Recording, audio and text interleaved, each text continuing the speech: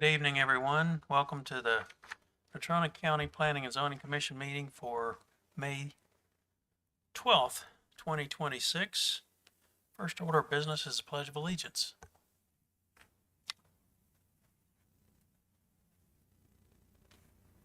Pledge allegiance to the flag of the United States of America and to the republic for which it stands, one nation, under God, indivisible, with liberty and justice for all.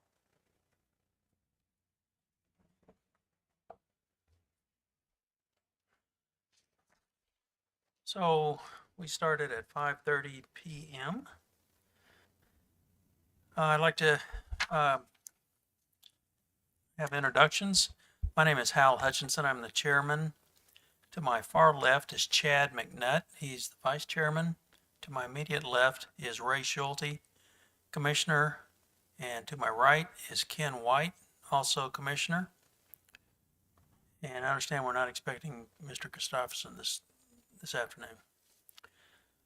Okay, starting on the far right is Madeline Pennington. She's planning technician. Next to her is Sabrina Kemper, Natrona County Development Director. And next to her is the newly appointed county attorney, Ashley Smith.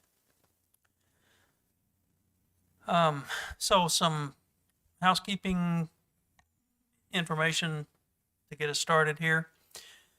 This commission is an advisory board of the Natrona County Commissioners. Our decisions are subject to approval, conditional approval, denial, or modification by the Board of County Commissioners. For each application on the agenda, and there's 2 items tonight, we will hold an official public hearing. The hearings are recorded, and there will be written minutes of this meeting. After the commission holds a public hearing, unless an application is tabled or withdrawn, the Board of County Commissioners will hold another public hearing for the application. So as I mentioned, there are two cases on the agenda tonight. Tonight, everyone will have an opportunity to address the commission. First, we'll ask for those in favor of the application to come to the podium and address the Planning and Zoning Commission. Then, those opposed to the application will come to the same podium and express their sentiments there. And when the chair recognizes you, please come to the podium and clearly state your name and address before giving your comments. You must be recognized by the chair before addressing the commission. This is not a forum for public outcry or speaking from the audience. If a person's conduct is out of order, the chair may give the person a warning. If the person continues the conduct, or if the conduct is extremely out of order, the person may be directed to leave immediately. For tonight's agenda, we ask that you try to limit your comments to 5 minutes and try not to repeat things you or others may have already said. So those 2 items on the agenda tonight are MS 26-01, and that's the Allendale edition. And that is a request made by Mark and Missy Van Horn for a major subdivision to vacate and replat 10.65 acres. And second on the agenda tonight is ZC 26-02. And that's a request made by David Krieger and Michael Reed for a zone change from ranching, agriculture, and mining, that's RAM, to urban agriculture. So, with that all out of the way, we're going to move into the meat of our agenda. So first we have consideration of the minutes for April 14th, 2026. Have the commissioners had a chance to review those minutes, and Chair would entertain a motion for consideration of the minutes. Mr. Chair, I move to approve the minutes as presented by staff. Second. All right, so we have a motion and a second to approve the minutes as prepared. I actually was not here for that meeting, so I can't very well comment much. Is there anything, any discussion, any changes, any additions, anything like that that we need to consider before moving to the vote? Hearing none, we'll call for the question. Those in favor of approval of the minutes from April 14th, 2026 signify by saying aye. Aye. Aye. Aye. Any opposed? So I count all four of us in approval of the minutes as prepared for April 14th, 2026. Next on the agenda is MS 26-01, and that's the Allendale edition we spoke of earlier. This is a request made by Mark and Missy Van Horn for a major subdivision to vacate and replat Block 18, that's lots 18 through 26, Block 19 and Block 20, including alleyways and streets, adjacent to the properties of Allendale Addition into 4 lots, totaling 10.65 acres. The properties are all located within the suburban residential, that's the SR, zoning district. The applicants would like to use proposed lots 1 and 2 for future residential use and proposed lots 3 and 4 for commercial use. The property is designated as part of the southeast quarter, the northwest quarter, Section 22, Township 33 North, Range 79 West. Sabrina, may we have a staff report, please? Yes, sir. Thank you, Mr. Chairman. Is my microphone on? Okay, good.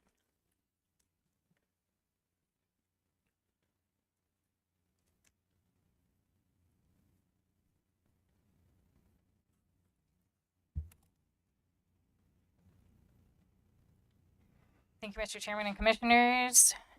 As you mentioned, this is a major subdivision request made by M&M Equipment Rental to vacate and replat Block 18, 20 to 26, Block 19, Block 20, Allendale Addition, along with streets and alleys adjacent to these lots. The applicant wishes to replat this area into 4 total lots with a total of 10.65 acres. The applicant plans to use lots residential and potential commercial. Property is located in the Allendale Addition subdivision, as you mentioned, suburban residential. It's got a minimum lot size of 2 acres and is currently vacant residential land. The adjacent land use zoning is all suburban residential on all sides. The water source, they intend to connect to the City of Casper water, and wastewater, they intend to connect to City of Casper sewer.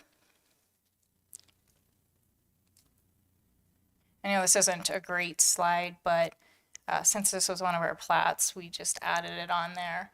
And so we oriented it so it's to the north, so north is up. That tends to be a little bit more clear, so that's why we did it that way. And then this is a little bit closer view just of that, but we have a couple other slides that show this just a little bit better for you guys' reference. There are certain criteria that are that standards have to be met in our major subdivision regulations, which was in your packet. So planning considerations, staff received the following comments. Natrona County Road and Bridge had initial concerns with ingress and egress to Spicer and Market Streets. After discussion between the applicant and Road and Bridge supervisor, these concerns were mitigated. Natrona County Fire did not have any issues. Natrona County Health Department reviewed the plat and stated the health department has no concerns or objections to the proposal, assuming all wastewater discharges to the public sewer system. Chapter 2, Section 14 of the Natrona County Small Wastewater System Regulations stipulates that A, the owner or occupant of lands or premises shall connect to a public sewer if any boundary of the land is within 300 feet of a public sewer within the 201 facilities planning area boundary, provided that the existing small wastewater system permit was issued after the 201 interagency agreement, which was July 17th, 1981, and the sewer utility permits such connections to its sewers. Natrona County GIS reviewed and accepted revisions on the plat. County assessor mapping did not respond. County surveyor reviewed and accepted the plat after appropriate corrections were made.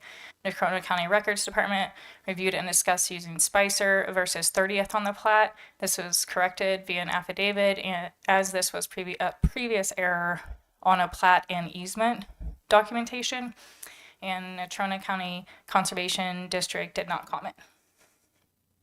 Staff sent notices to 33 surrounding neighbors. As of the date this report was written, we had not received any written comments. However, we have since received written comments, and all of those were emailed to you all as we received such. As this was written, staff did have a recommendation. However, since we did have multiple comments after this report was written, we do not want to make a recommendation at this time of a do pass or fail. We recommend you all listen to those who are present and see if they have concerns and what those concerns are, and then make a decision on that. So just to kind of review the slides, this is in the green, the area that's is the request. These are the lots that, I guess that's a little bit better, a little easier to see than the black and white drawing, just the way that the slides roll through. And for reference, there's a couple other, I think we're going to hear about potential others that have requested vacates and replats and were denied in the past. That was previous to actually any of us being here, so not clear on why there was a denial, and I haven't seen any applications, so I've not been able to review those to understand why. This is one particular here. So the road to the south of this one, so at the bottom, that's Spicer. So this lot was actually vacated and replatted in 2009, and that was 6 lots. And then there was another one vacated and replatted in 2016. That was 51 lots. This is to the north of where we're talking about now. You can kind of see where this one was. That's kind of what we were looking at as far as the current application you have in front of you. That's all I have for now. And if you have any questions, or the applicants are in the audience as well, if you have questions for them. Anything for Director? I do have one question, just a clarification. You said, I think, none of the staff was here before this, but I did read an opinion from the county attorney from last year. That was part of the denial for a vacation. Is that correct, Ashley? Are you talking about the road vacation?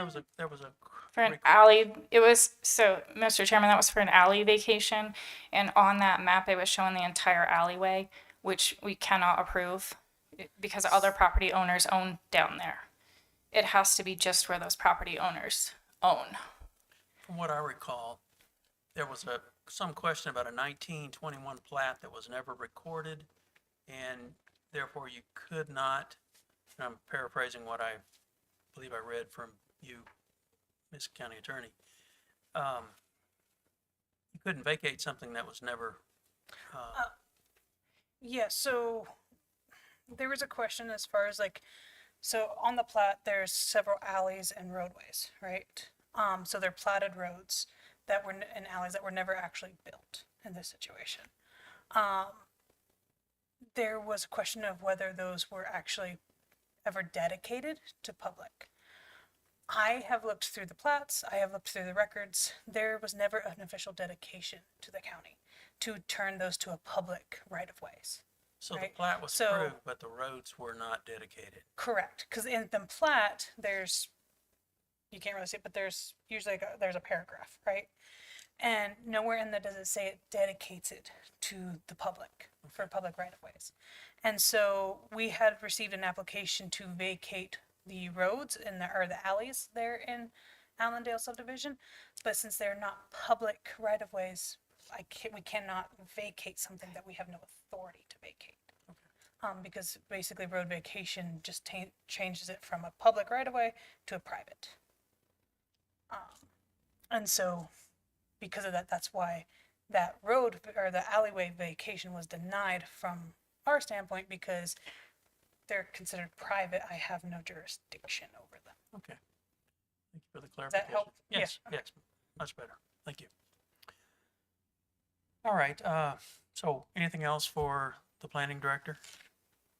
At this time, we'll invite the applicant to come forward and fill in any holes that may have been left or give us whatever information we need. Good evening. Good evening. Missy Van Horn.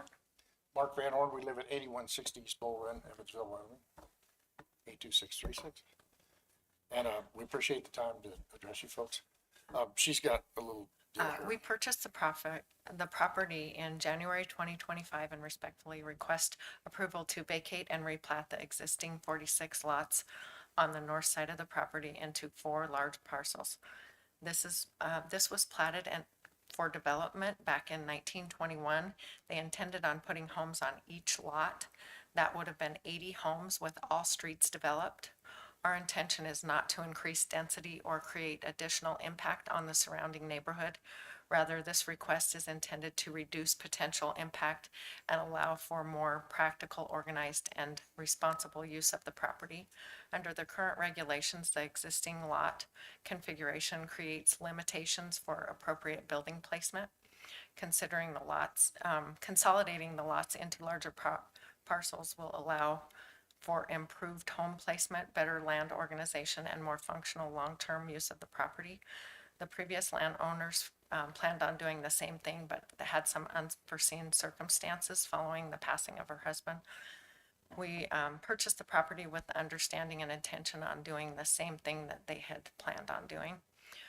We believe this proposal will ultimately be less impactful to the neighborhood properties than maintaining the current subdivision layout. As the current subdivision, the property could potentially allow 77 homes because we have both sides of that. Placing a home on each individual lot resulting in a significantly greater density and activity. Our guess would be 2 vehicles per family, and that would be a lot of traffic for that area. Our intention is to avoid that and the outcome instead to create a more manageable and thoughtful planning use of the area. We like our space as well as anybody else. As part of our efforts to responsibly develop and maintain the property, we are doing as planned, as planning and zoning had asked us to do, clarifying and correcting property boundaries to allow access to the property, including addressing fence lines that do not align with the legal property lines and ensuring property road access with neighboring properties. Maybe if the ones that have been affected, we have offered them the opportunity to purchase the impacted portions of the property at reasonable costs. We want to emphasize that the replat request is not intended to create conflict or hardship for neighboring property owners. Our goal is to simply use it responsibly and improve the property for what it was zoned for, while allowing all county rules and by following all the county rules and guidelines. Let's see here. Lost my place. We want to emphasize that the replat request is not intended for conflict. Okay. In closing, we respectfully ask for consideration and of the approval to request and move forward. Thank you for the time. And now my husband would like to take a minute. And afterwards, we were wondering if we could have time at the end to possibly address anything that the public had for concerns or comments. We will provide rebuttal time for Perfect. you. There was a couple issues that we were concerned about for the drainage and everything. The drainage there was only one, the part that we're doing, all of it, if you can see that darker line that goes from about just about 4 inches, 5 inches below that purple line, and it goes all the way almost to the corner up there in the top right or top left. That's the natural drainage line. We're gonna maintain that whole thing so continues to drain just like it is. Yeah, you're gonna have to point that out. Okay, sorry.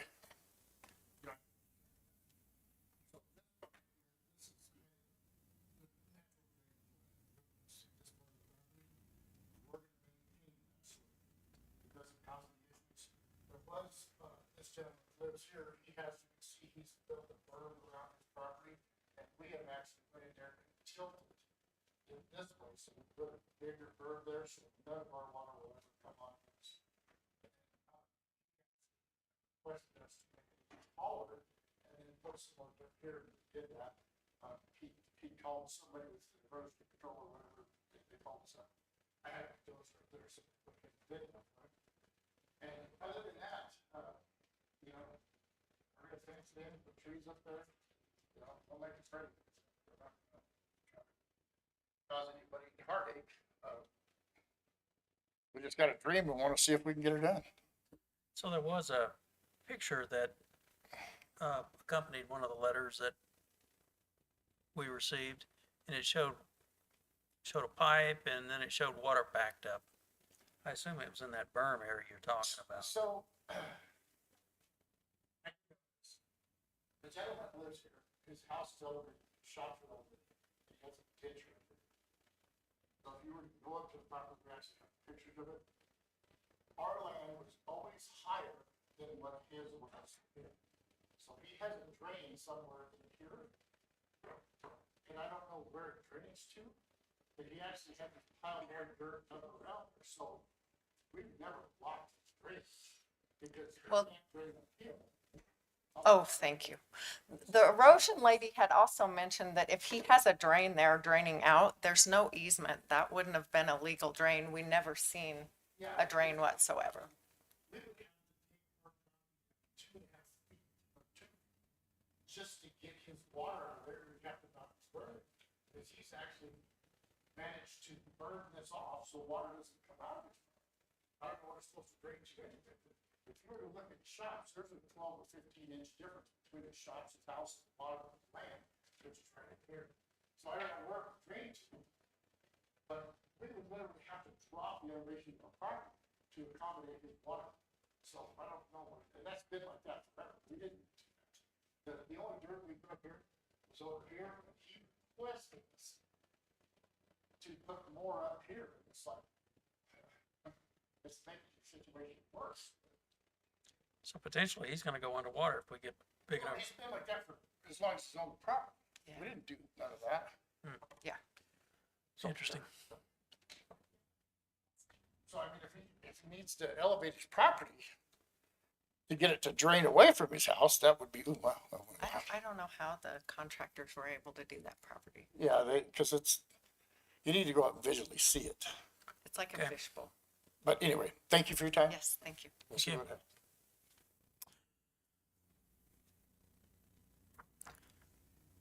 All right, so with all that background information, we're gonna move into the public hearing.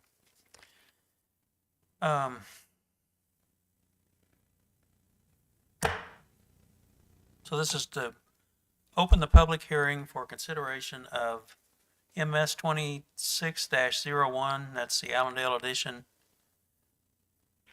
All those in favor of the application are invited to come forward, as we discussed earlier, give your name and address. So all those in favor of the application, you may come forward now.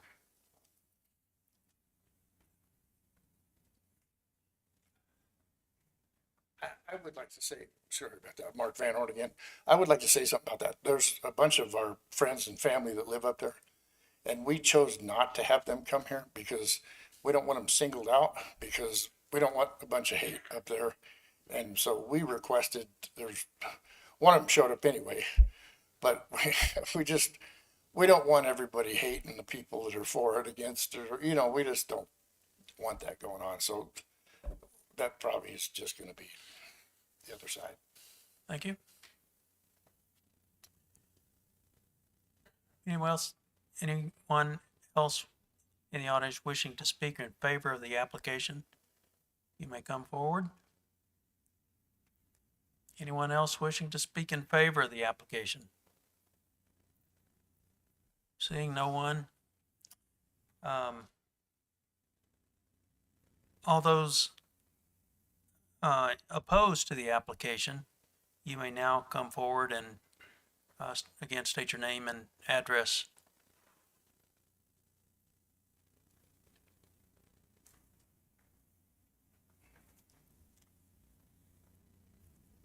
My name is Kyle Sowell. I live at 2975 Allendale Boulevard. My property is that property that was just talked about the water system and the drainage and all that. There was a mistake made by DEQ when they were requested to come out. After they started moving dirt, Do you want that map to show up there? Would that help you? sure.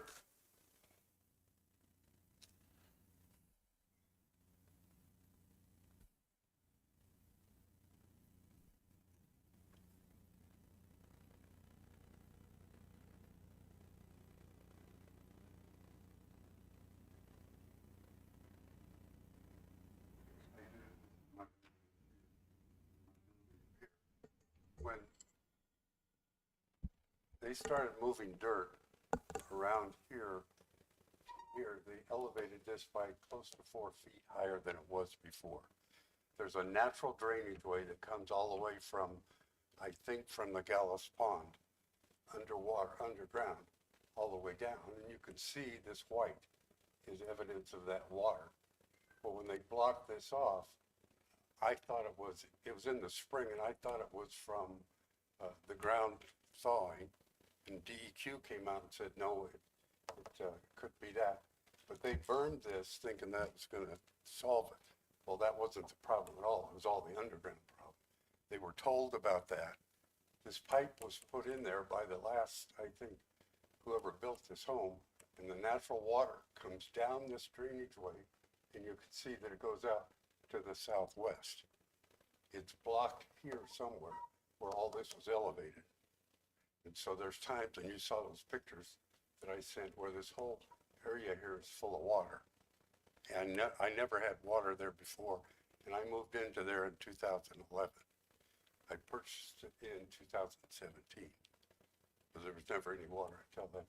So that's a concern, and the concern is this water table is down in here on these lots to the south of me. It was mitigated years ago with some underground work. If this road is disturbed, it will disturb all of that. My house will be flooded. The two houses down to the west of me will be flooded, probably across the street as well, once this is disturbed. I have a pipe that was put underneath my house and underneath the crawl space at the time it was built to mitigate any water getting into my crawl space. It goes under the house and comes out and drains on down and disperses. So you'll hear from some other people about the rest of the natural drainage that's in this whole area that's going to cause all that problem. I admit it was a mistake with DEQ coming out, and they didn't catch the problem.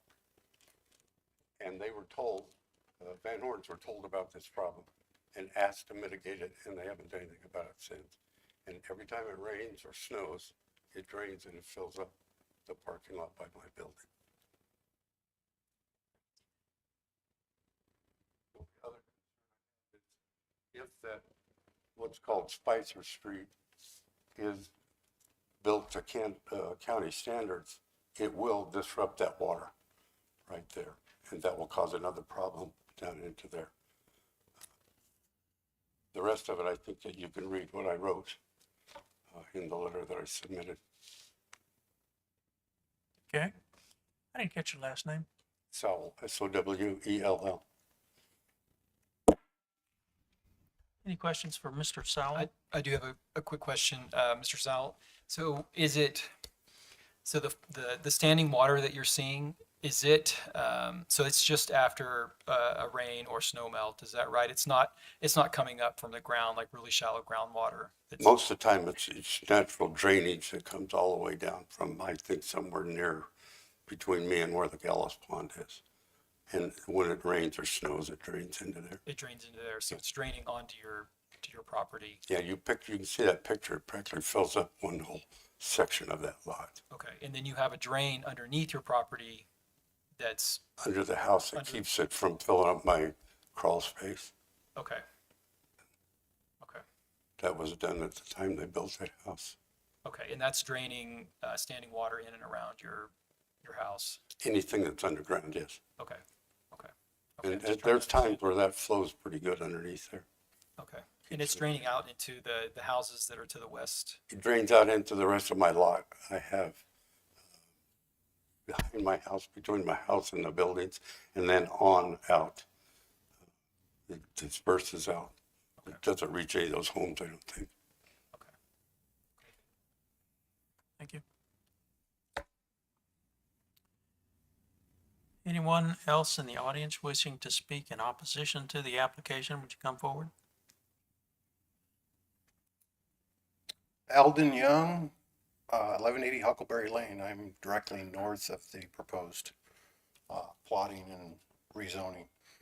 I'm reading my letter I turned into the planning department yesterday, or the day before. To the members of Planning and Zoning Commission, I'm writing formal protest, proposed major subdivision and rezoning of Block 18, 20 through 26, Block 19 and 20. As a neighboring property owner, I believe the transition from residential to commercial use will cause irreparable harm to the safety, environmental integrity, and character of the Allendale community. My oppositions are based on the following criteria concerns: environmental drainage impact.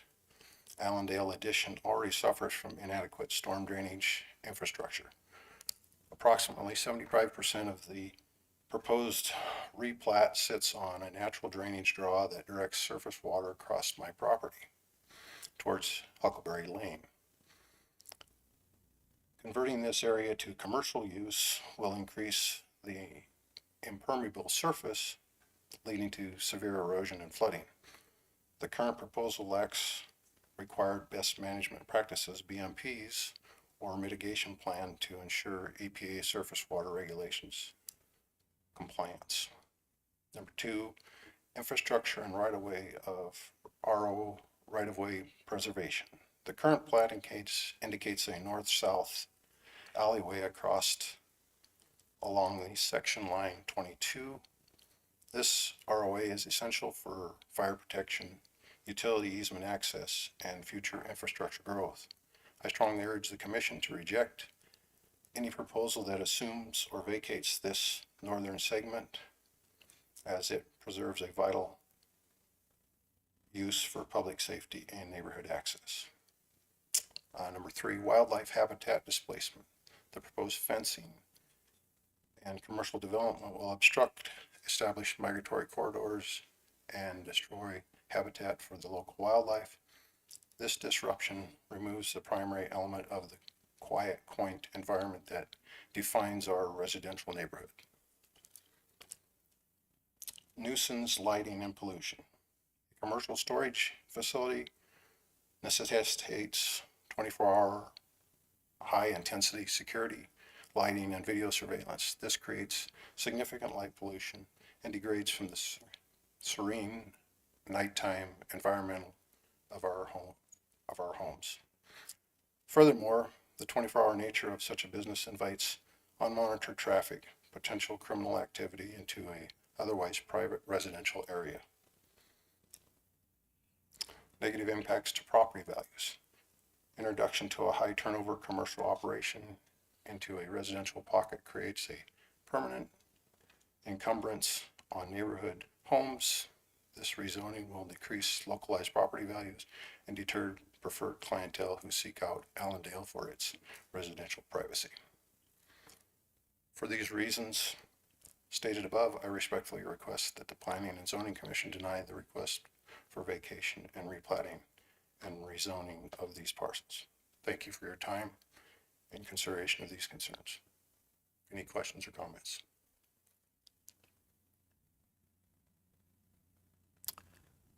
If we could draw the map up, I was gonna get you to point out where your property is. You say north, so it'd be north of Huckleberry, what they call Yeah, Huckleberry? Huckleberry is the road I put in.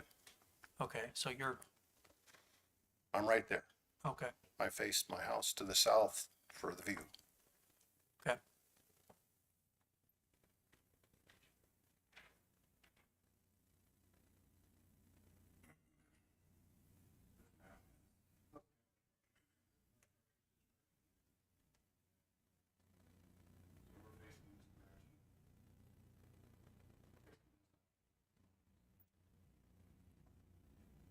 drainage that we're speaking of.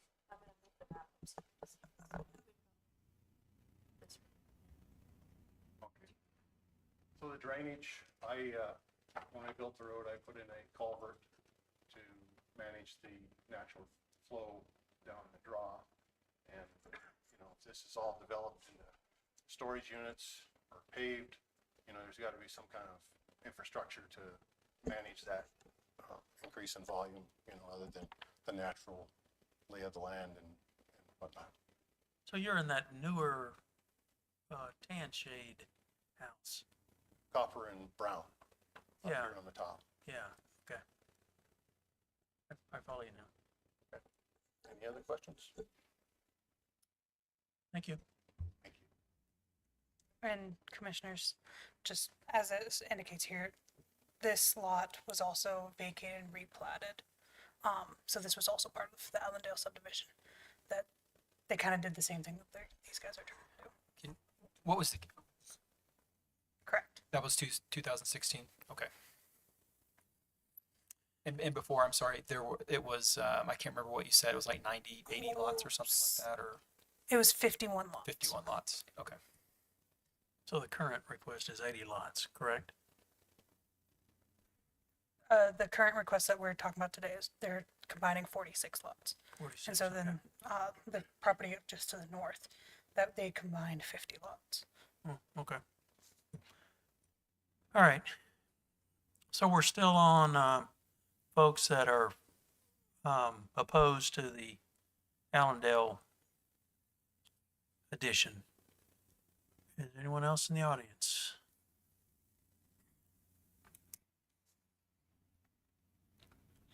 My name's Daniel Kearns. I live at 3057 Allendale Boulevard.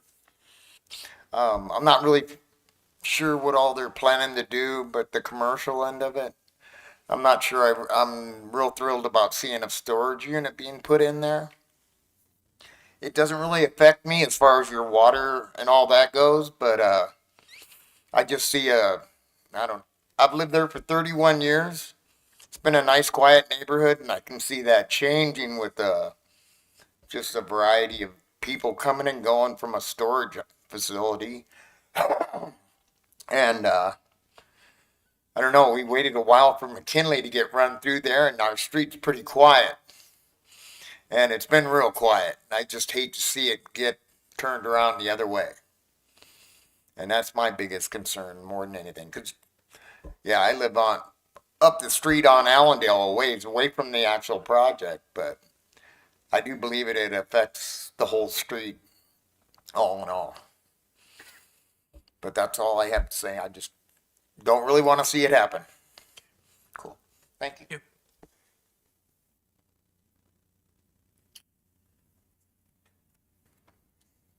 Good evening. Thank you for being here. Thanks to the audience as well.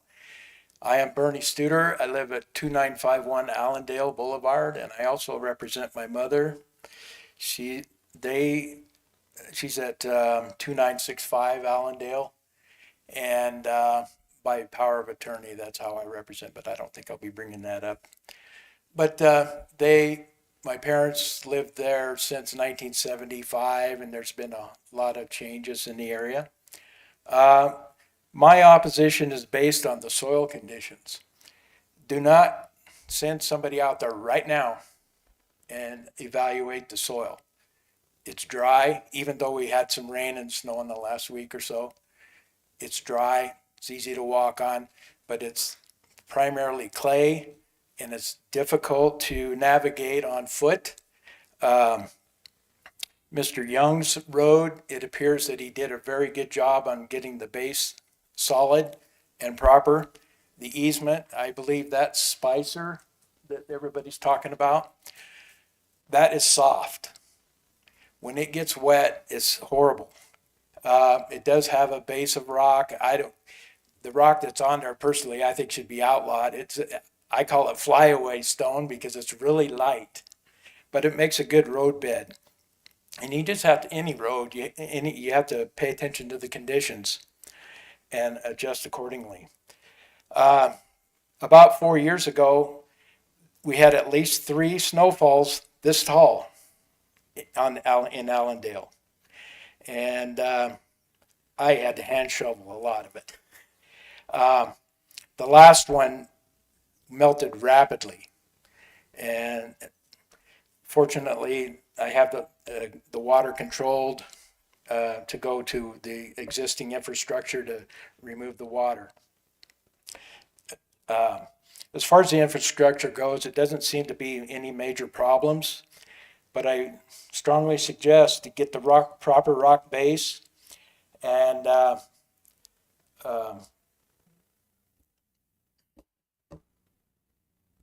okay, I guess that's all I have to say about that, but just don't go out there and evaluate it right now, because you need to stand out there right after a snowstorm and see what happens with all of that.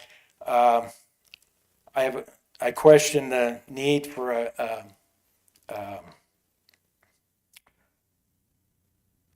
commercial storage facility, especially in that area.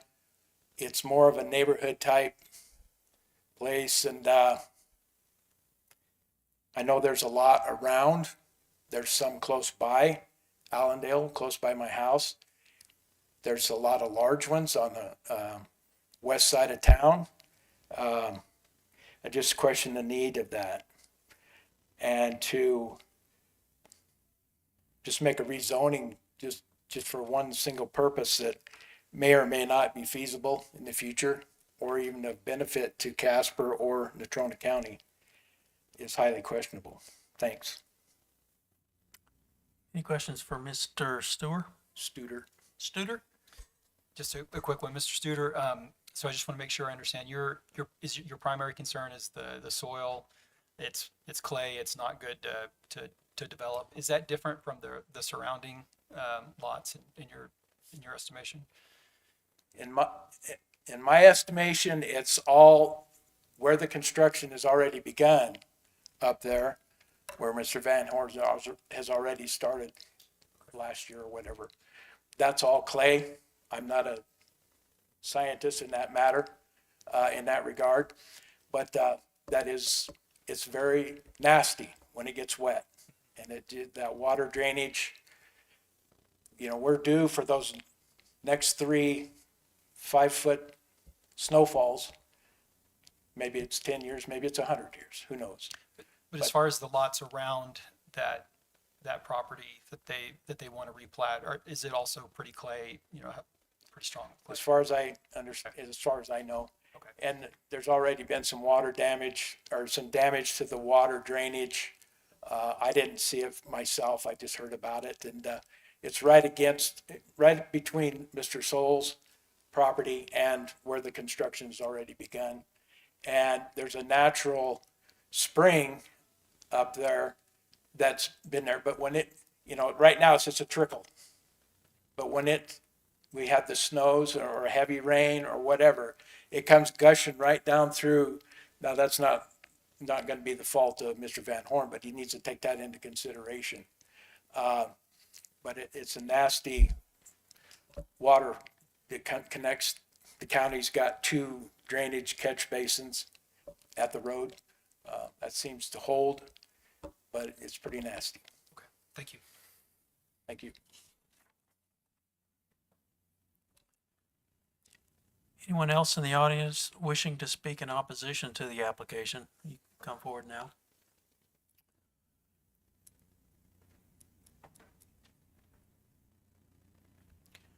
Good evening. Hello, my name is Robert Grant. I'm at 2937 Allendale Boulevard.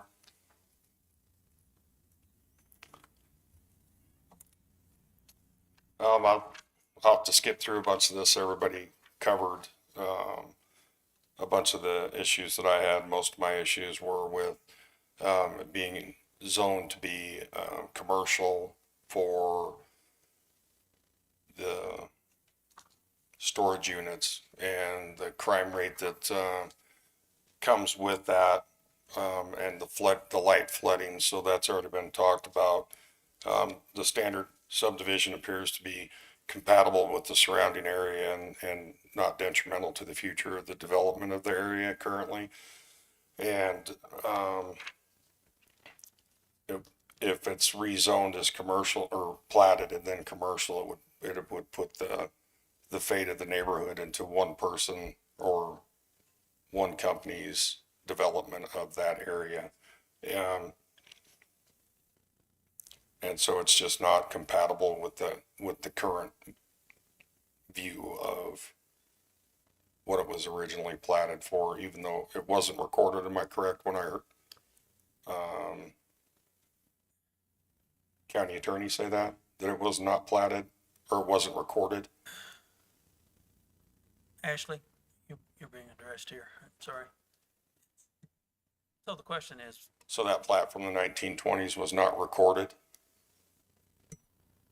You stated earlier in the, Hold on.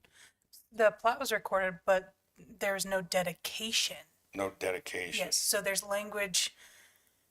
If you look at some of the other plats in some other areas that have that have some of the county roads or public roads, in the paragraph it will specifically state that all platted roads are dedicated for public use. Is usually the language that has in there.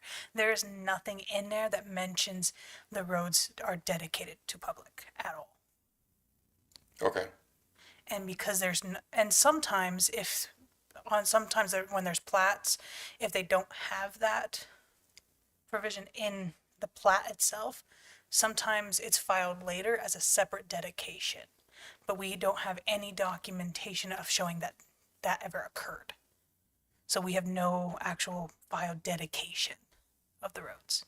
It's not that the plat wasn't plat wasn't filed, it's that there's just no dedication. okay. Thank you for the clarification. So yeah, it was recorded March 21st of 1921. And if you would like, I can. So it just says, we, Allen, or J.J. Allen and Tessa D. Allen, husband and wife, do hereby certify that we are, the present and sole owners of 80 acres, more or less, of land situated in and being the east half of the northwest quarter of Section 22, Township 33, North, Range 79, west of the 6th principal median, which said tract is situated in the county of Natrona, state of Wyoming. The subdivision of said tract land, as the same appears upon this plat, is with our free consent and in accordance with our desires, and that said subdivision shall be known as Allendale subdivision. There's no, and that's it. There's nothing that talks about, these roads, the platted roads are dedicated to public or anything like that. So that's what I'm saying is it lacks a dedication. Okay, thank you. Yep. And do you just want the rest of my statement? It covered a lot of that, but then you could have a physical copy of it. you're welcome to provide us with that if you Yeah. like. Okay, I'll have to search through here and see what I got that I didn't get covered.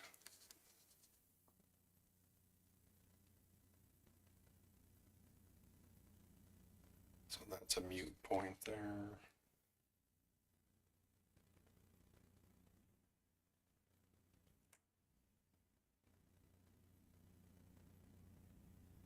Yeah, I think that's all I have. Thank you. Thank you very much.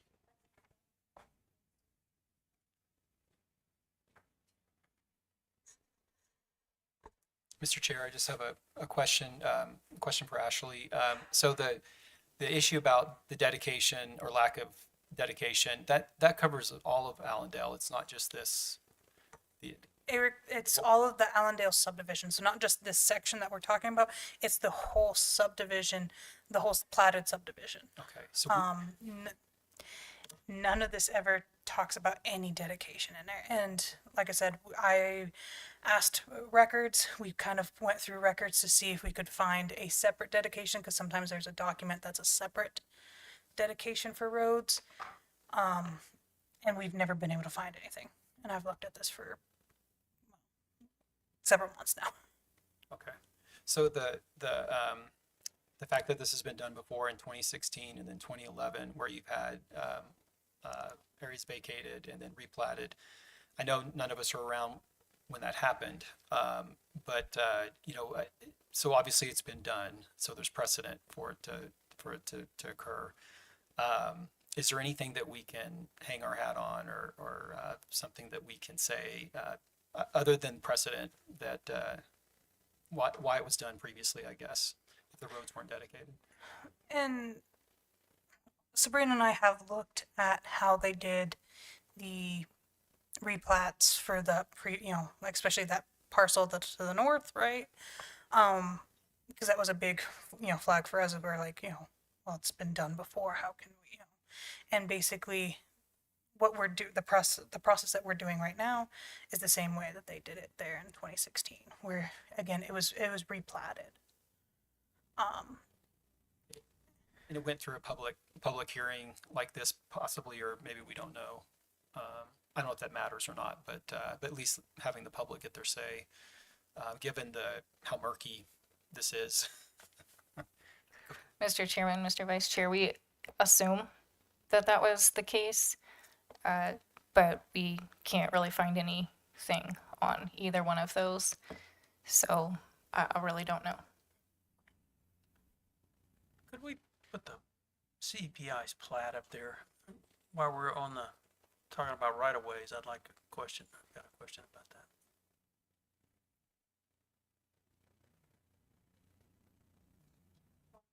Yes.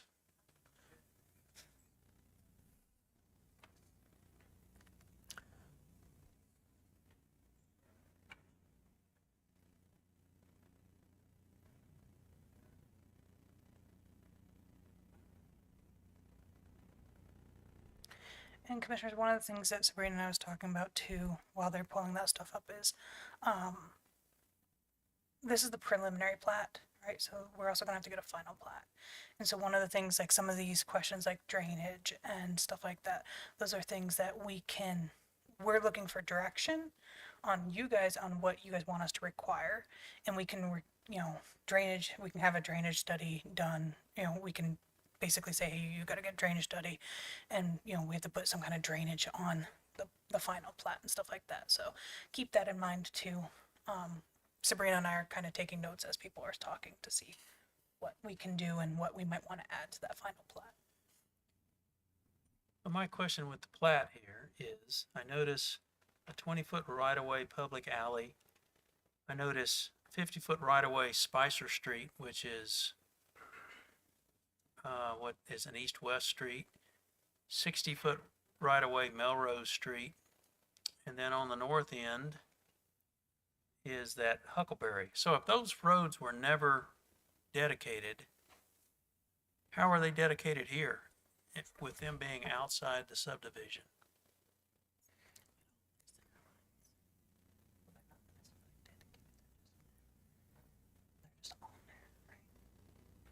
One second.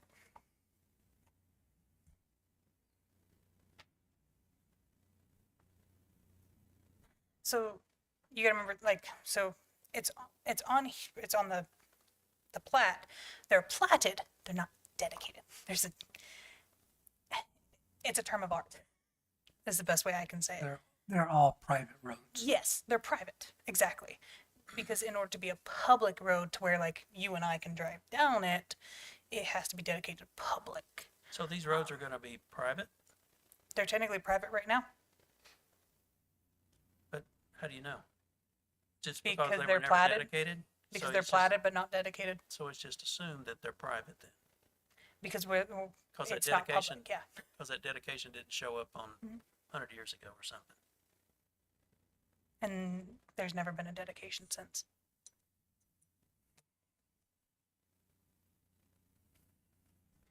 Because we have this situation in other parts of the county where, even after a subdivision is created and platted, we've had HOAs come and say, we want to dedicate this to the public. And so we have a separate dedication. And so then those private roads now become public. So Right. And there's a difference between, we can have a public road, right, that's just dedicated for public use that we do not maintain. It's still private maintained. Then there's also county maintained county roads that are for public use that the county maintains. So there are no structures in these rights of ways, I take it. Not, yeah, not in the ones that's being requested. In other parts of Allendale's a little bit of a mess. So we never dedicated them. This plat would not dedicate it either. Nope. There, it has to have specific language stating that the roads are dedicated to for the public use. Okay. And I read in the comments that city water and sewer are planned to be, so those most likely are gonna be run through those rights of way with public Oh, rights of way. potentially, because they're not public right away. I mean, for the city to put water and sewer, they're gonna have to get the easements in the right of ways. We as the county cannot give them because they are not our right of ways. So who gives that? Who gives that permission? Owners. That's not their street though. What's true? So Well, they own I mean, everybody. so the Allendale Boulevard, like if so Allendale Boulevard was acquired by the county. So that's one road. Okay, talk about Spicer Street. So Spicer Street's owned by everybody in the neighborhood, from the way I understand. Technically, it's, Everybody in the neighborhood's gonna have to approve a water and sewer easement? and that's where a lot of times HOAs kind of help and sometimes on these situations, but technically, yeah.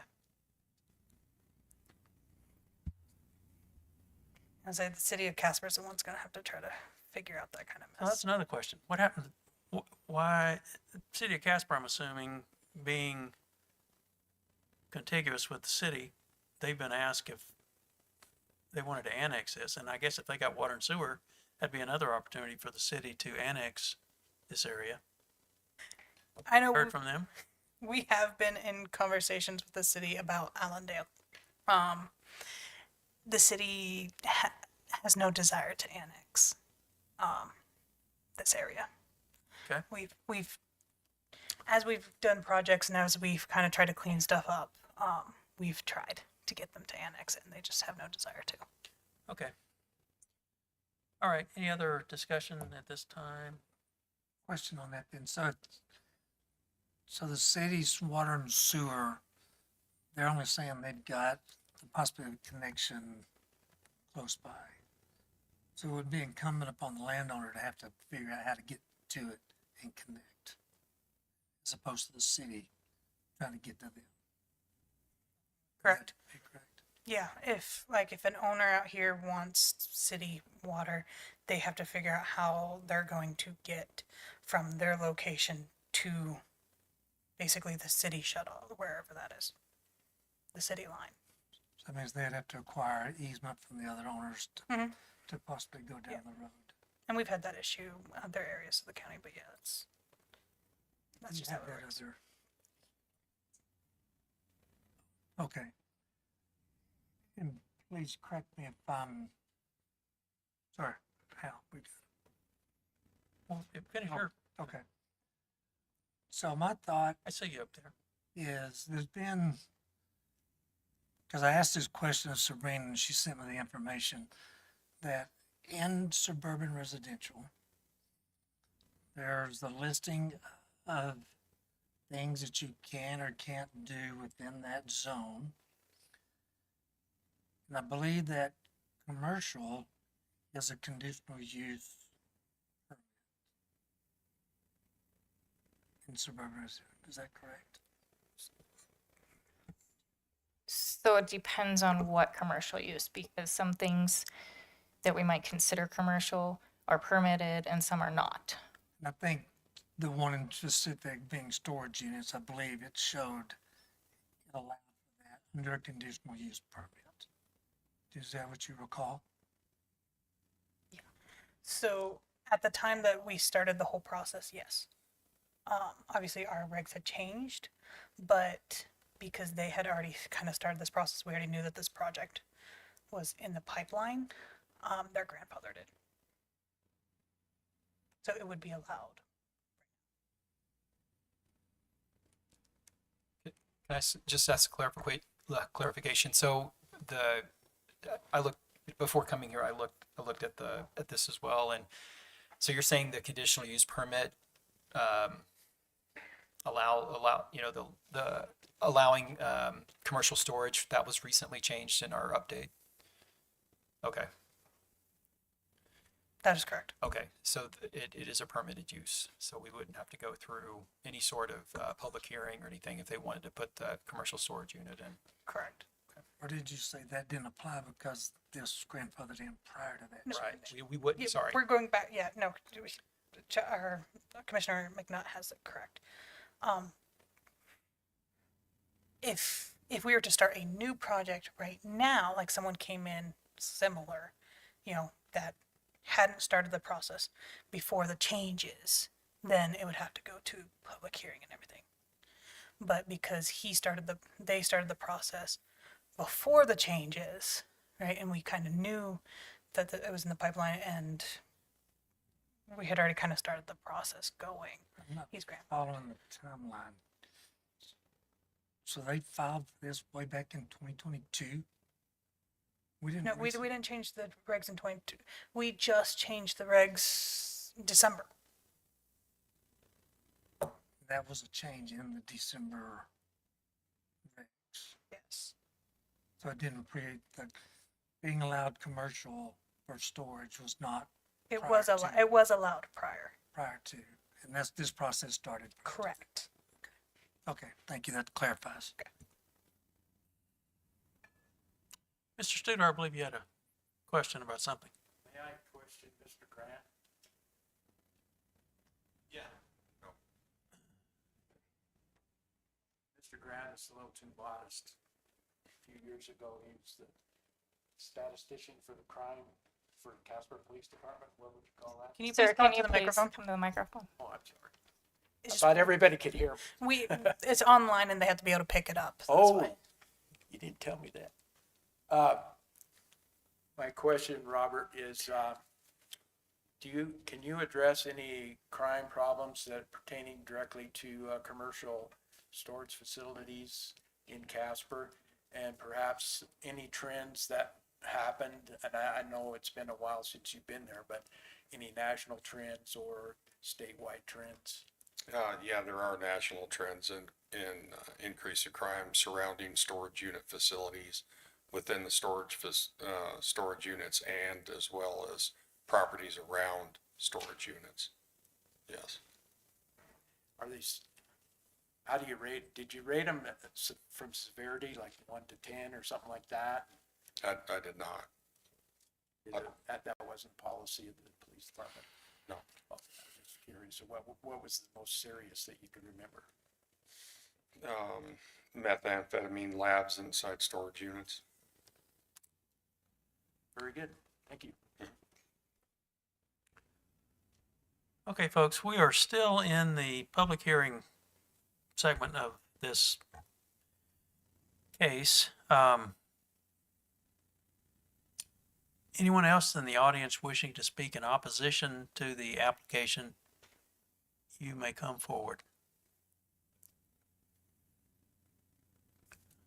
Good evening. Hi. Connie McCoy, 2929 Allendale, and we've been there since 1977. The question I have is primarily, the roads aren't designated, so can they be taken? For instance, Market Street has been within our fence line since we were there. And Market Street was vacated for Huckleberry.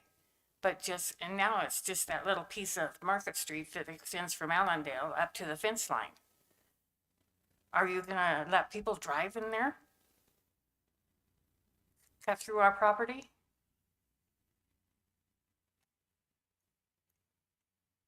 So that's the far north end, right? Yes.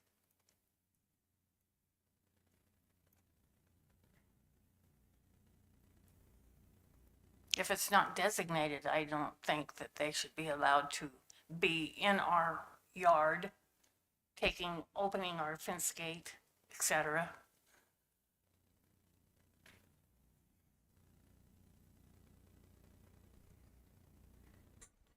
So it looks like on our maps, it looks like only half of that platted road. It looks like only half of that was vacated So and it re- would and, be and, just- as- and assumed into that vacation replat. So the other half, which is southern half and is about 25 feet, would still exist. Technically, Public? it's not a public. None of the roads are public. So who gets that? Do we have it or do they have it or Technically, the whole subdivision. everybody? It's that wants to considered a use it? private. It's considered a private road. It's just a platted road that was never built. Okay. So it looks like Market Street was part of a replat. The south half of Market Street was part of a replat. Is that how that? North half. The north half was part of the replat for the Huckleberry, and then he created the Huckleberry. So that 25 feet on the south, that's called Market Street. And we thought in our yard until we got stakes in the grass and people driving and It's no different than like where that platted alley is. There looks like behind, or I guess it's a road. Jackson Road. There looks like there's stuff in that platted road. right. And that's where it says, like, the whole of Allendale is kind of a bit of a mess. Which is why I think, too, we've said, if owners, especially if owners have multiple lots, if they want to basically vacate and just replat and make it one large one, I think we can work with property owners so we can try to get some of this stuff cleaned up because it's an issue. I'm not going to deny that. Okay. If it's something that you guys are want to do, come talk to Sabrina and I. We would love to get this kind of cleaned up because it's an issue throughout this Allendale subdivision. When I go on the map, I cringe because I see all these things. There's properties that have built into those right of ways, stuff like that. So I think all of us working together to try to get those So as lines fixed. So as it is now, Jackson is not a two-way street. It's like a one-way alley. It kind of looks it. I would agree with the way that I see on the map. Of course, like I said, it's a platted road. It was never built, and which makes it hard, right? But that's where some of these roads that they're platted but not built, and if people especially own property across roadways, sometimes it's going to be easier for us to just go ahead. Let's do a vacate, replat, basically refix all these lines, make it one larger lot. Like Market Street was never a street. Mhm. We had a circle driveway. That Yeah, circles around, you we can see that. You see that. But yeah, I mean, I 100% agree with you. These are issues. Obviously, I don't think anyone in Allendale really wants to see, 50 some, 100 of these tiny little lots and houses built on every single one of these lots. No. And so, trying to get some of this stuff cleaned up, I think will help everyone out there. Thank you. Yep. Mr. Grant, you had something to add? Can you pull that back up? Sorry.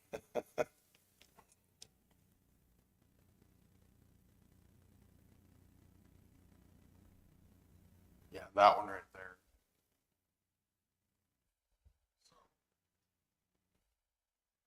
This section here where Jackson Street is, this fence, that runs along there, is that what you're referring to, Ashley, is for the just moving the property? Yeah, so like there's that. So I mean, like- I can go through almost a lot of these places. It looks like in this place looks like there might be even a shed or something built. Yeah. Basically, that whole street. And right here, It's- there's a power pole, I believe, right here that's in Kind the of middle in- where Jackson Street would have been if it was yeah. ever developed, because that power pole sits right here. Mhm. So are you suggesting that we just move that property line back to that fence line? I'm basically suggesting that all of Allendale really needs to be replatted. And so like multiple of these owners, yeah, I mean, if we can kind of try to work that out. And so, Larry and Connie, you've lived there since 77. Has that back fence been there since 1977? And Market Street, that your fence has been up? And I mean, we don't get involved in civil matters. I mean, civilly, there might be other avenues, for neighbors and stuff like that. But I think it's just on some of these properties, like, their property we were discussing, I think it would be easier. Because see how it has 3 lots right there? These three, or this one? Yeah. So these 3, right? Because I see these lot lines. It would be easier for us to basically vacate at least these 2 lot lines and do you own here too?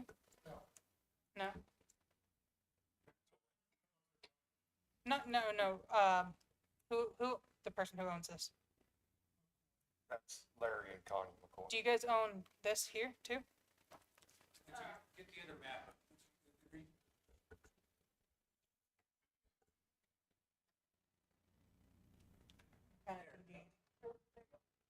This?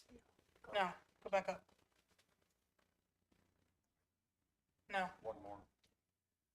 Okay. Yeah. So you own looks at least these 3. And do you own this? Yes. Okay. So. Okay. Yeah. So Okay. they own this one, and these 3. Okay. So, yeah, I mean, if they wanted to basically, and then it would get rid of this alley too, is if they wanted to basically replat this whole section, we could vacate all those lot lines, make it 1 lot, and then it would get rid of basically that lot So the line, and it would move 2935 that. Right there.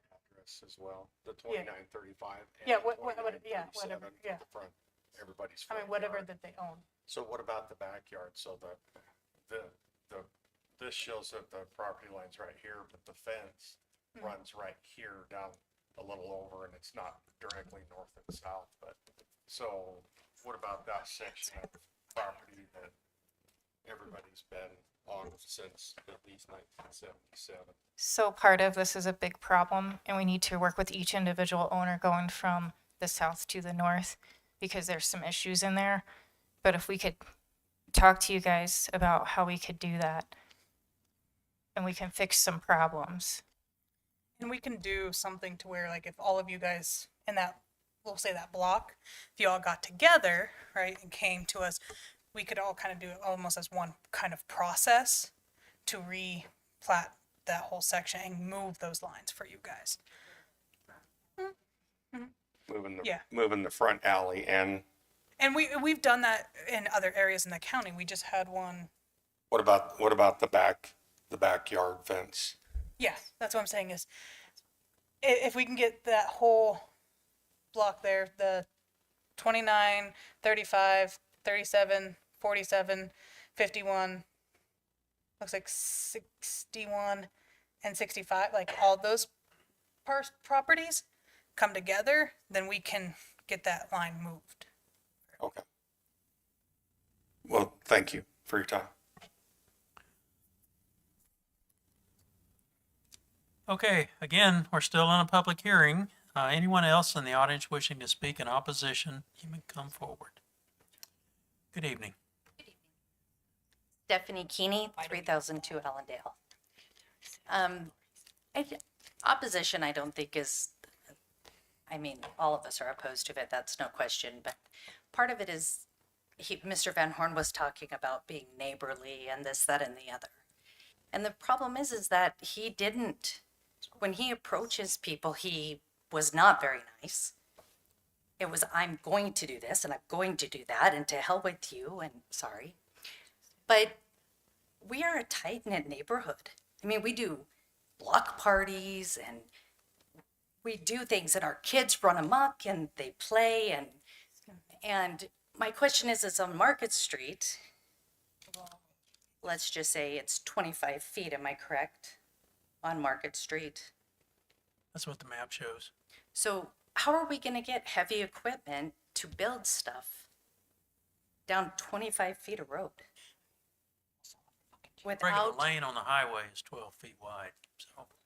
right, but I mean, we're digging tracks and we're disrupting stuff. And then if we go up Spicer Street, I mean, I literally physically had to close my gate because people were driving up and down my abandoned road. Because on the 1941 plot, it showed that it was a road. So we closed our gate and then it was like, well, it's only half abandoned. Well, still, even if it's, I mean, I talked to Sabrina and it has been abandoned. The surveyor, I have documentation that's been abandoned since 1980 something. And so I think part of the problem with why we're so up in arms is because there has been no even polite conversation with anybody in our neighborhood. It's, I bought this land, and if I remember correctly, it's contract for deed, which neither here or there. But I mean, with my neighbor, if I'm going to do something, I approach him and I say, hey, Kevin, I want to do this, but I'm going to need your help. Okay, we discuss it, we figure out a way. That has never happened. I'm worried about fire suppression systems. You know, there's regulations on what you can and can't store, and as, you know, Robert's attested, I don't want a meth lab. I live near Felony Flats. I don't need any help. I mean, we have a big enough problem down the street. I don't want to bring it up my street. You know, fire suppression, the lighting. I don't want 24/7 lighting in my eyes because it's right there. I mean, you know, the water access and stuff like that. I mean, when Al moved in, there were some water things that people's water pressure, and we've worked with that. But it was a joint effort through the whole neighborhood. You know, we all came together, we all talked about it, we've all done this. It's never been ugly until Mr. Van Horn came to there. And the things he said to Kyle, the things that he's done to these people that live on the corner, I can get there, it's an open road. Well, you know what, if you would approach these people and ask and have neighborly conversations, maybe we wouldn't be where we're at today. But those are the things that I would like addressed from them, is fire suppression. I know County Fire doesn't have any problems with it, but behind them is an open field. It's a straight shot to Outer Drive. If the winds are good, it's a straight shot to my house. You know, my insurance already went up because I'm in a fire line. I don't need any more added to that. Drainage, I've noticed since there's been construction up there, all of a sudden I have water in my sump pump. How did that get there? We haven't had a real wet winter, but I have water in my sump pump now. So we've had to attend to that. There's all these things that haven't been taken into consideration, and I would like them to be addressed before we go forward with this. Thank you. Anyone else in the audience wishing to speak in opposition to the application? You may come forward.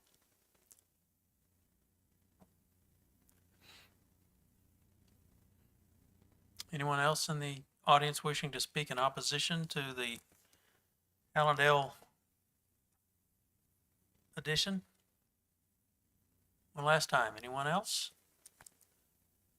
All right, so this concludes the public hearing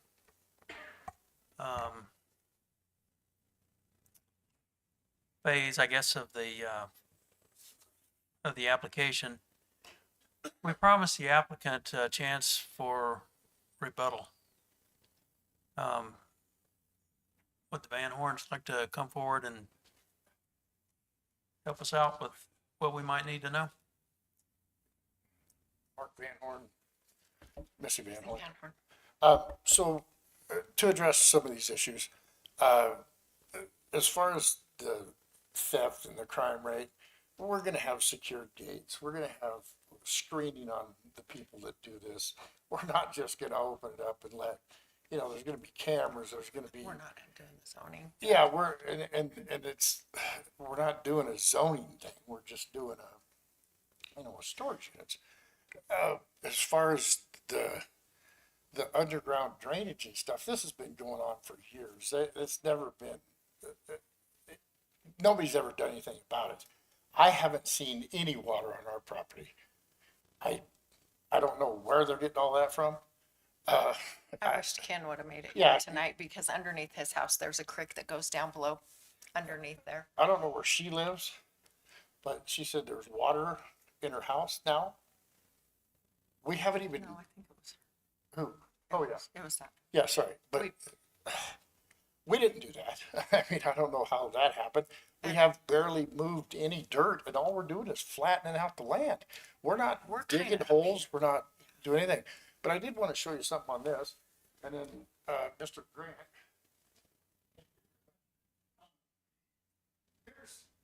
So these 3 lots right here are owned by 3 individuals we don't know. These 4 lots here, we own. So regardless of what happens, this is Barker Street right here.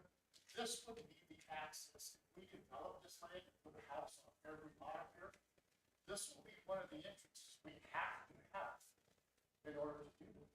And this will be the second.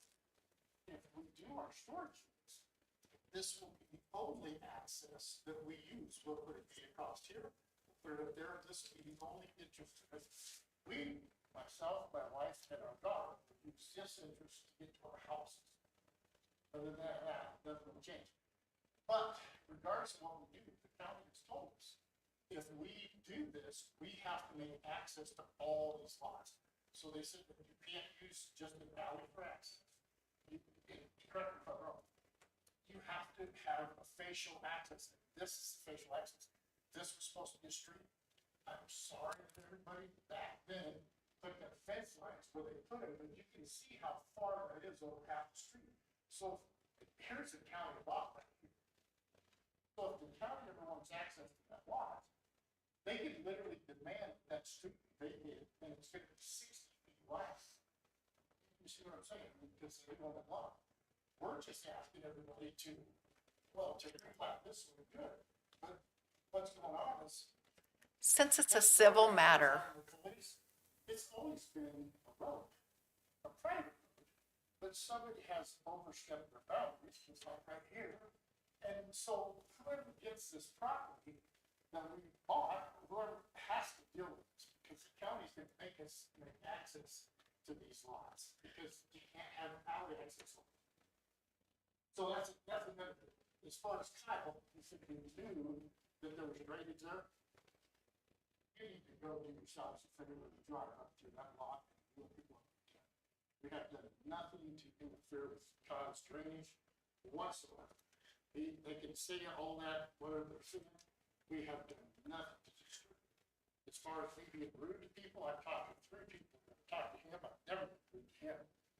I've talked to, that gentleman right there, Kyle, and the second I drove on that road, he said, get off my effing road, this is my private drive. I almost got my car hit, so if I was rude to him, that's probably why. So as far as that, I've never spoke to the lady that said that I was rude to everybody. I've never even talked to her. Well, did you go talk to everybody you hit here when you wanted to do something to your property? Hey, folks, we're not gonna get into a. Yeah, So that's- anyway, we were told that we had to go, make access, so we got a hold of our lawyer and our lawyer sent out, we had to Letters. pay a surveyor to survey everything, and he sent out a letter to everyone telling them where the property lines were, and they needed to clean up their area and what belonged to us and what belonged to them. The same with the road, and that's why there were stakes on the road. Trying to make enemies, but it seems like we have. I mean, we didn't buy the property to do that, but this is what comes with all this. So, I mean. But we've done what we were supposed to do with the lawyers. But if it doesn't get done, the lots still stand like they are, and we'll just open the streets up and we'll put houses on it. Okay, any questions for the Van Horns? Anything else? Thank you. Thank you.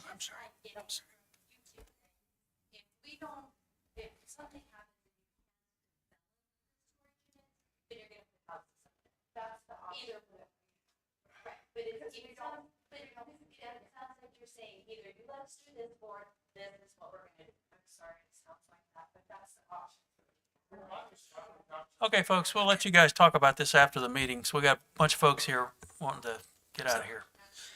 Mr. Farringer, you have something to add?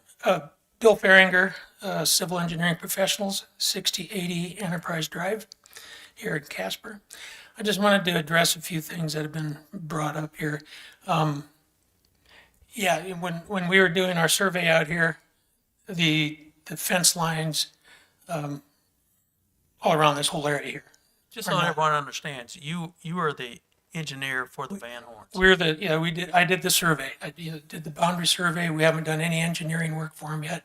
Okay, Because right now, all we're dealing with is a replat, okay, thank you. which this replat is the same thing that Mr. Young did on the north side of Market Street, and they were approved. And so, like I said, the fences and stuff out here, they're all messed up. I mean, there's very few things that are actually on the property line. But, we've had a lot of discussion about the roads. The roads were never dedicated to the public on the 1921 plat. The roads have been platted, so they exist. They're just not dedicated to the public. And so, which is not entirely unusual. Vista West, all of Vista West, 1, 2, 3, and 4, Westgate Park, those residential areas out there, those roads aren't dedicated to the public either. They're private roads that are there for the convenience of the owners. So, and it's not unusual. It's causing issues here because of access and everything for this area. When the Van Horns get ready to start developing this, whatever roads they put in will be required to be built to county standards, which will be borrow ditches, base course, everything like that. Probably not paved, but because none of the other roads out here are paved, or very few roads are. So they'll be required to be built to county standards. Once they decide if they're going to move forward with the storage facility, at this point, the storage facility, in my opinion, shouldn't even be debated because if they move forward with the storage facility, they'll have to have a site plan developed, and then that site plan will then also be submitted to the county for them to review it and approve it. At that point, that's when any drainage issues or drainage concerns for the site would have to be addressed and be rectified, and so that they're not just running drainage onto neighbors once they construct their property. And there's several discussions about a zone change. There is no zone change being requested. This is currently zoned suburban residential. We're not requesting a zone change. So whatever they're proposing on here is already, and that we had that discussion a little bit ago, that's already allowed. As far as the materials up here, this whole area here is all clay, which major part of Casper is of the same make. When CEPI did the water line down to the south of here, they were digging in clay. This area up here, it's the same thing. So that will have to be addressed at the time with the roads being built, at the time any structures are being put up. And so, yeah, the whole area here is clay. There's some concern about lighting. If they put up a storage facility here, the lighting, it's not like they're going to put in a runway out here. Typically on a site plan, or site design, CEPI has designed sites for a number of storage facilities. The requirement for lighting is that all the lighting is downcast, no, none of the light pollution can leave the boundary of that storage facility. So, from, wherever, they can look up there and see a light, but it's not like it's going to be glaring into anybody else's windows. So that, the lighting issue would be taken care of then. Like I said, the Van Horns are not requesting anything different than what Mr. Young did across the road. So, it seems like it's, the same issue. And so I guess we'd just like for you to consider and approve it. So, any questions? Questions for Mr. Farringer? Thank you, Bill. Okay, thanks.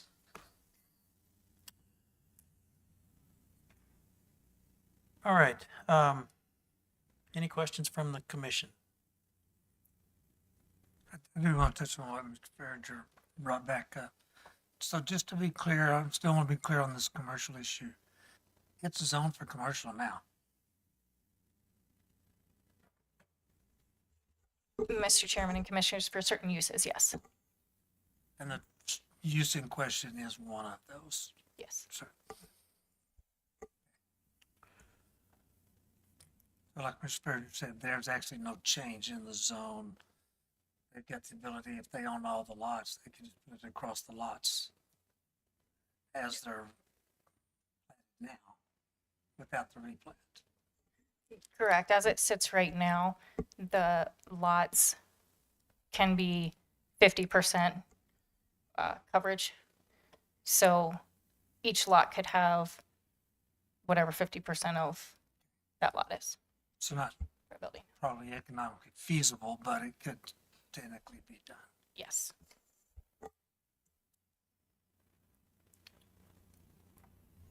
Sorry, Sabrina, I just want to be clear. So we made an update to the zoning resolution in December, and that changed the ability for suburban residential to have a commercial storage unit, correct? So now it's a conditional use permit, whereas before it was a permitted use. Correct. Okay. And as you consider it now, the Van Horns had put this at least application in for a replat and the vacation prior to that change. Correct. We've been meeting with them for about a year now.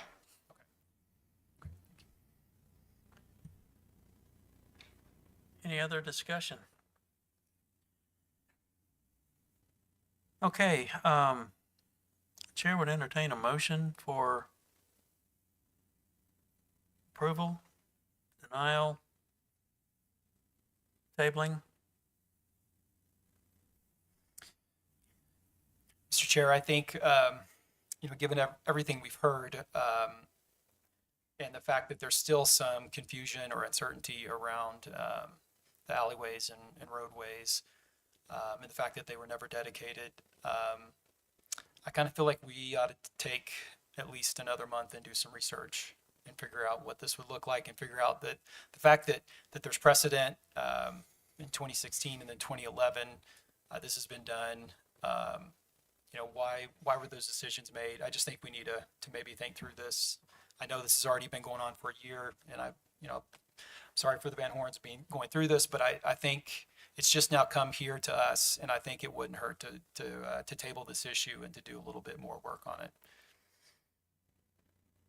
I think it's been good to hear the concerns from the folks in Allendale, and we've heard about, I've got, of course, drainage being one of the issues, but it seems like too that a lot of folks are upset about the potential commercial aspects of this and putting a storage unit on there. I don't know that that's something that we can address considering it is a permitted use, but I do think we ought to think through the how to do the replat and the precedent that's been set. So my opinion, I think we ought to table it and think through this. Is that a motion for tabling? Yes, sir, it can't be. Okay, Mr. Chair, I move that we table this until the June meeting, think through the options here, or at least the precedent of the previous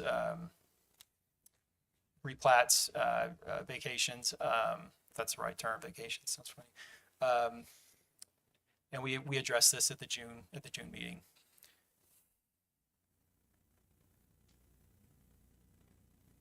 Second. All right, we have a motion and a second for tabling. Correct me if I'm wrong, Ms. County Attorney, but I understand there's no discussion on something like that, on tabling.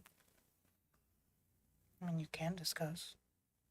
Okay, so I'll ask you a question. Staff, does that fit your needs or fit your whatever timeline for consideration of this issue? Yes, Mr. Chairman, that would, and we can do some more research and look into further things. I think we can do that by then. Okay. All right, so we have a motion and a second for tabling until date specific next month. So that's June 9th.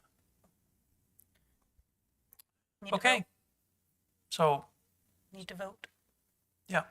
So, all in favor of tabling the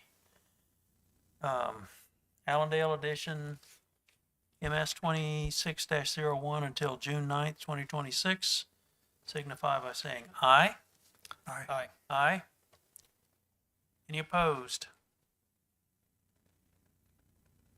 So, kind of opened up a can of worms here, but we'll keep our nose to the grindstone, then hopefully we'll have an outcome that's going to help more folks than not. So, thank you folks for coming out.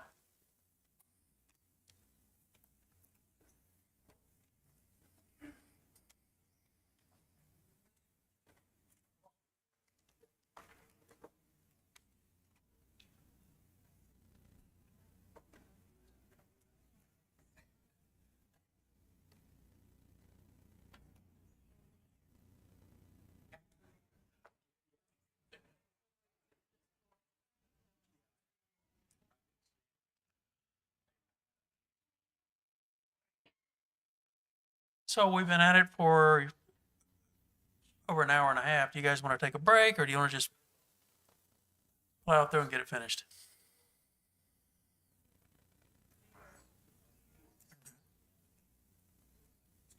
Keep going. All right. Okay, folks, we're going to move forward with our agenda. Second item on the agenda, and actually the second and last item on the agenda, is ZC, that's Zone Change 26.26-02, the Krager Reed case. So, Ms. Kemper, may we have a staff report, please?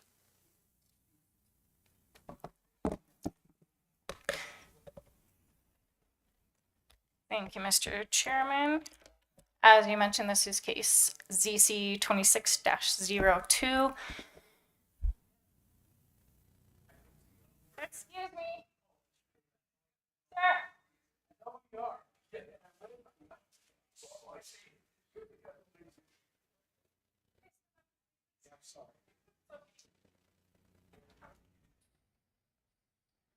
Sorry, can't hear myself think. So request made by Mr. Krieger and Mr. Reed for a zone change of 15 to 50 poison spider, and it's 350 acres, and 15050 poison spider, and it's 35 acres, totaling 385 acres. Properties are currently located in Ram, and they're proposing to change it to urban ag.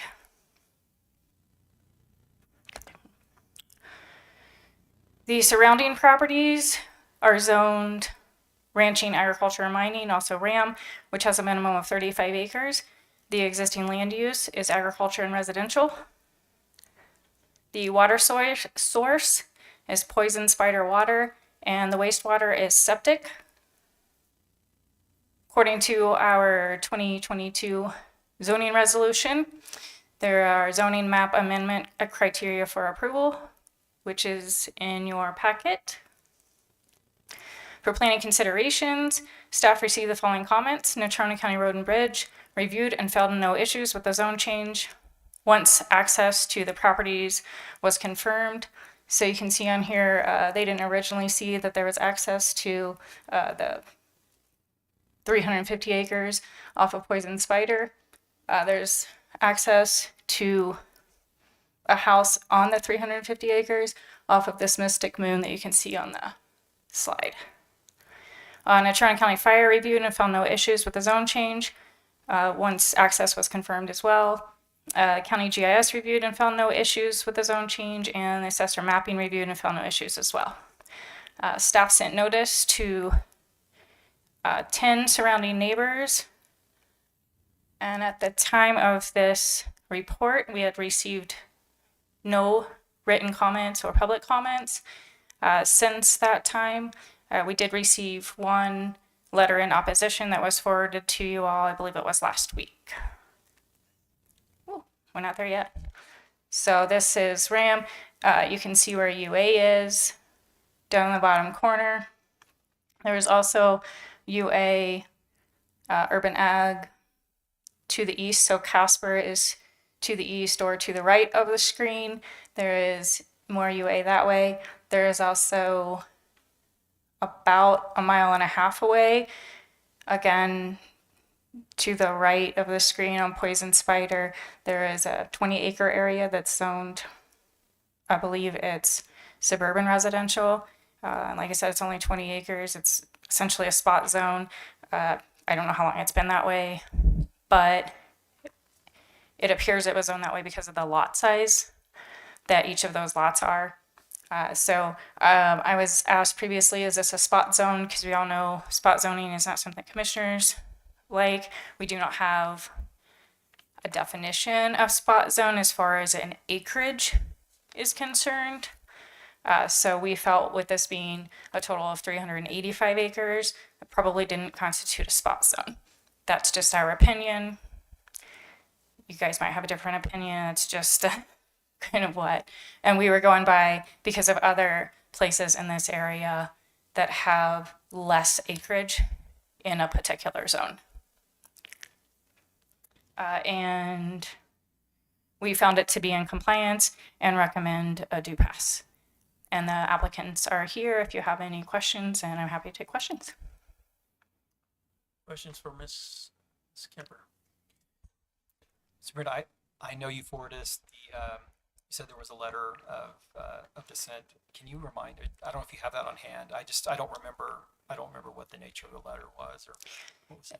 So, Mr. Chairman and Commissioners, the letter was, so do you see where Mystic Moon is on here?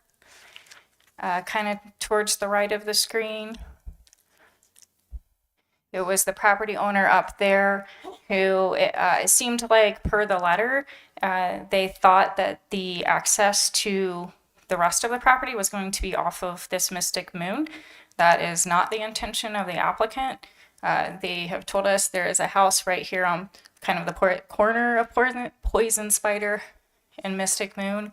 The access to that house, I believe, is from Mystic Moon. The applicant can confirm it might be off of Poison Spider. But there is access to the rest of the acreage off of Poison Spider. So, because they said that's not a public road, which it's not. So, but they wouldn't be accessing that from that way. Thank you. Any other questions for Ms. Kemper? Thank you. At this time, I'd like to ask the applicant, if the applicant's here, to come forward and fill in any blanks that we may have, things that we need to know for considering this application. My name's Dave Krieger. I live at 15250 West Poison Spider, and this is my neighbor. Michael Reed, and I'm to the east, the 35 acres to the east, the 15050.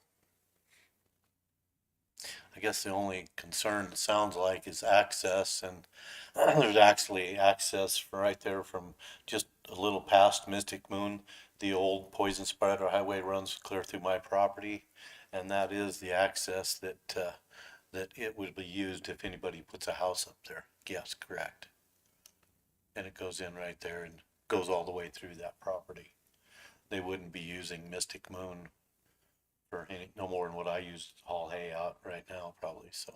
So, Mr. Krieger, you don't live on the property then? I do, I live on the property in that little, right off the Zero Road. Did you want me to point you? That's where I live. Okay. That's where I live right now. And I access that right off Zero Road. Okay. Notice there's a house to the north of the center pivot. There is, there's actually, yeah, one to the east right there is Clayton Williams, and they were probably the ones that were sent in that letter. And then the next one down is, Kevin and Sarah Chafee. And they've owned that property. I sold it to them probably 15, 18 years ago. And they've built I would probably call it now $1 million plus property pretty easily, maybe $1.5 million, and have a house, a very nice shop that they've built. So I noticed in your application there was a form that 7 or 8 folks had signed, and I can't get to unless I have the password. My password I got timed out.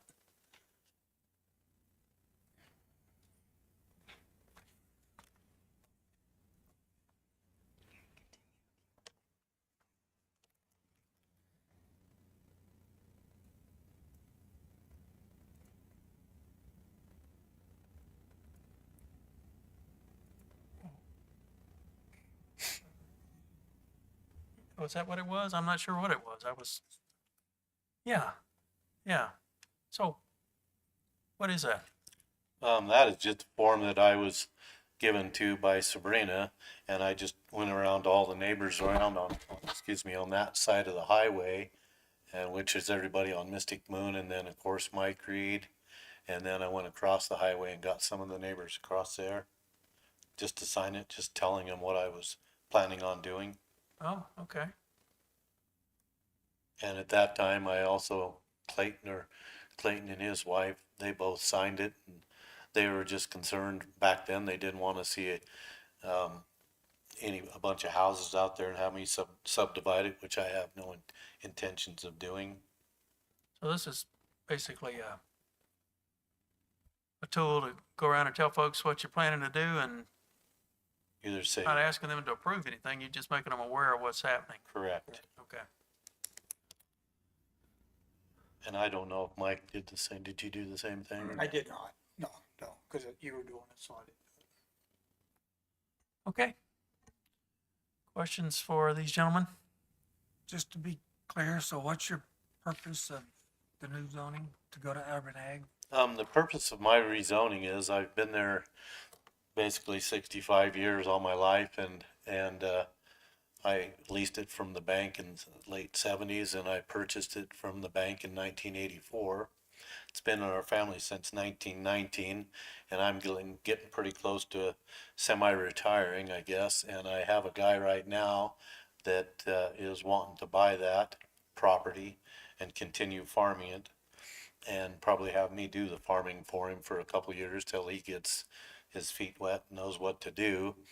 And I also want to continue living there, so I'm keeping, it's approximately a little over 11 acres, between 11 and 12 acres. And so I need to rezone that to be able to do that. And according to what I was been told, it was just easier to do the whole property and not call it a spot zone. Okay, I think I get, so so in order to have your 11 acres where your house is, you needed to rezone the whole thing, or at least part of it, but it looked like it was gonna be too small to do that, and it looked like a spot zone, so do the whole Correct. 380, okay. Yeah, that's correct. If I could do just the 11 acres and do my creeds together, it'd be fine with me, but everything's points to doing the whole thing, so. And the guy that's gonna be purchasing my property, he doesn't have a problem with doing that either. It's like, whatever, just get it done, so. So in having that in urban ag, it's not gonna cause any issues for him farming that at all? No, Okay. No, the pivot's gonna stay intact and he's planning on, as far as I know, building a house up the old highway, probably right there, just above the middle center point of that center pivot. And then him and his wife she's a college teacher and works in town and they both wanna just farm it. So it's recalled from the letter that we got from one of your neighbors that they were concerned with splitting this up into lots and more people, less water, more dust, more everything. But for that to happen, we'd have to have a plat brought after potentially this rezoning, correct? For any of that to happen, it'd have to be a whole new process with lots and plats and surveys and Roads. chapter 23 and yeah, roads and everything. Correct? Correct. Okay. And also, I don't think it could happen because there's the water line right in front of my place that runs right to Mystic Moon Road is a 4-inch line. And they're not gonna be able to, but like I say, he has no intentions of subdividing, but it can't, there's not enough water and it just couldn't happen. All right. And, And I understand their concern. and Mr. Reed, your connection, So I own the property, to the east. And you see on my piece of property there, I have 2 residents on the property. And I have no intentions on doing anything initially either, but I just would like the flexibility of, in my older years, if I ever have to give up my hayfield to somebody, I have another residence that I can go to. I can be able to split that 10 acres off. No intentions on doing anything else. No intentions on doing really anything unless my health or something switches to make me do something different. And Mr. Chairman, thank you. that lot is 35 acres, so that would be in that. Okay. It does already have 2 accesses, 2 waters, 2 main entrances right off of Point Spider, so that's nothing's gonna change there. Okay. And if I may too, I would say that the guy we've got a purchase agreement signed, but he'll be going off that 4-inch line to service him, not coming off the 2-inch line that goes down Mystic Moon. I don't think there's enough water on that line to tap into that anyway. So he'd be coming off that 4-inch line. Also, I'd just like to add in my favor too, I've been doing this by myself now for, I don't know, ever since I sold the cows and just been doing farming, and there's gonna reach a point when I can't do it all by myself, so.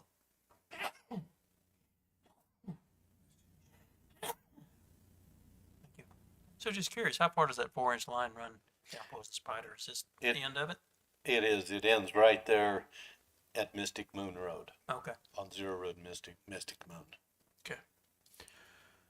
All right. Any other questions for these gentlemen? You guys might want to continue standing there because we're going to have a public hearing in a minute and we're going to need, or you'll probably want your testimony on the record for being in favor of this. All right. So any other questions before we move into the public hearing?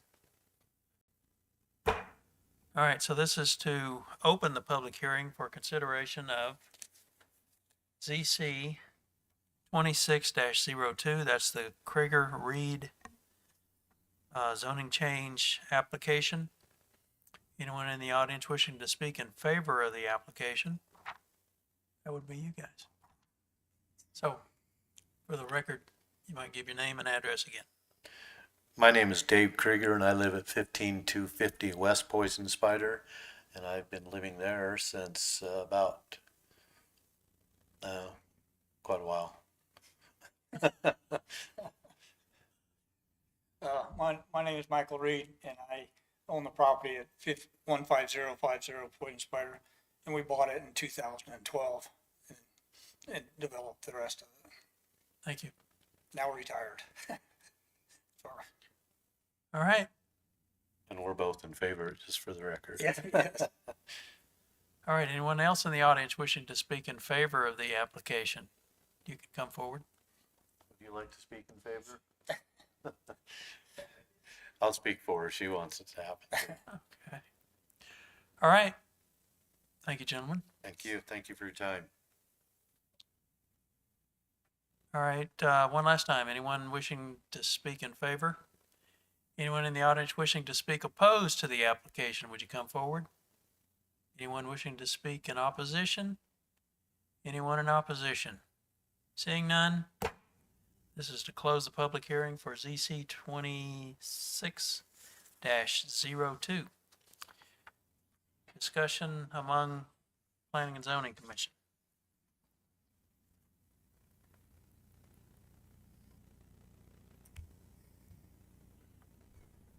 Well, I want to make sure,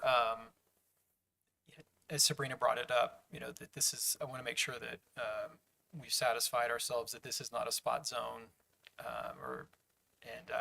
It doesn't seem like it is the size of the property. I'm just trying to think through it. Please correct me if I'm wrong here. So the size of the property, I think the fact that we're going from RAM to urban ag, it's not a fundamental change. We're not going to commercial industrial use or anything. And so we're not fundamentally changing anything here other than we are changing the zone. We are doing a zoning change, but it's not fundamentally changing what can be done on the property. It's still going to be kept in ag, which I noticed in our packet there was, and I wasn't familiar with this. There's a policy, and I don't have it in front of me.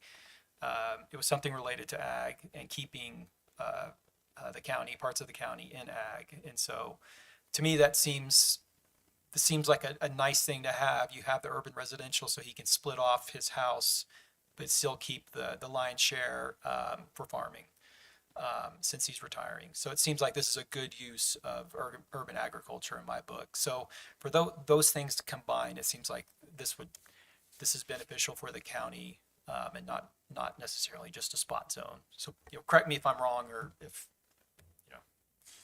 Mr. Chairman and Commissioners, I'm pretty sure this is where the data center is going. So, right?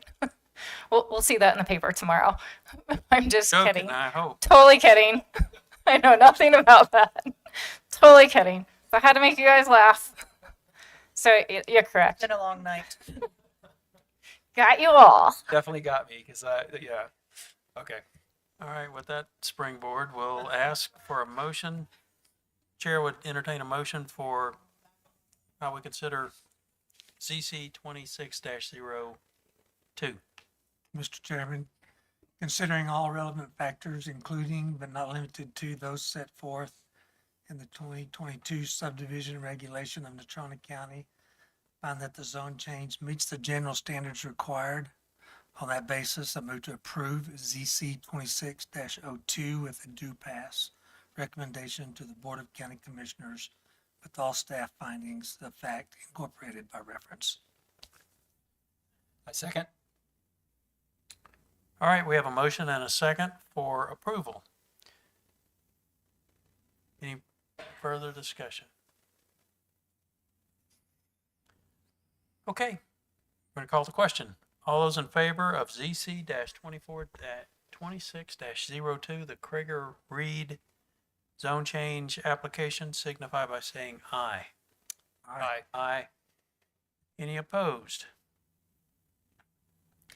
Hearing none, my count is a unanimous vote in favor of ZC 26-02. Okay.